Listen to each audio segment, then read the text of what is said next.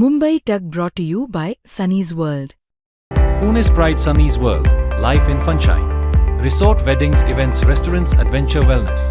Sunny's World, perfect destination for every occasion.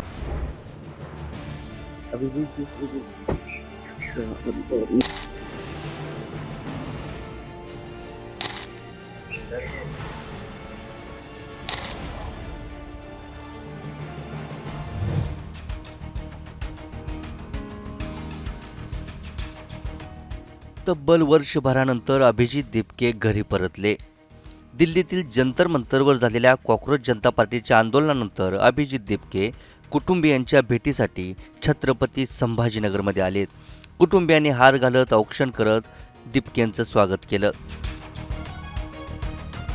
पण वर्षभरानंतर घरी आलेले दिपके भावूक झाल्याचे आणि कुटुंबियांच्या भेटीसाठी उत्सुक झाल्याचे दिसून आले. कॉक्रोच जनता पार्टीच्या लढ्यामुळे कुटुंबियांना त्रास झाल्याचा दावा अभिजित दिपकेंनी केलाय. कुटुंबियांच्या भेटीसाठी दिल्लीतून निघण्याआधीच अभिजित दिपके सोशल मीडियावरील पोस्टमधून काय म्हणाले होते ते पाहूयात. मी माझ्या आई वडिलांना भेटायला घरी जातोय.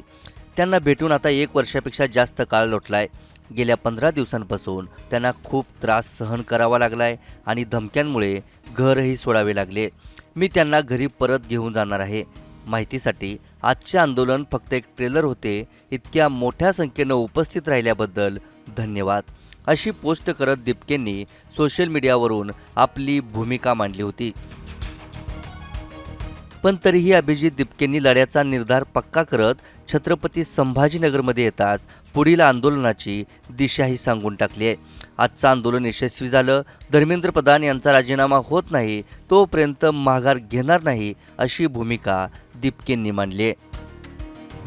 तो आज का हमारा जो प्रोटेस्ट था वो काफ़ी सक्सेसफुल हुआ है और उसमें कम से कम 6 से 7 हज़ार लोग आए हुए थे और आगे ये आंदोलन अब पूरे देश भर में बढ़ेगा और जब तक धर्मेंद्र प्रधान रिजाइन नहीं करते हम पीछे नहीं हटेंगे.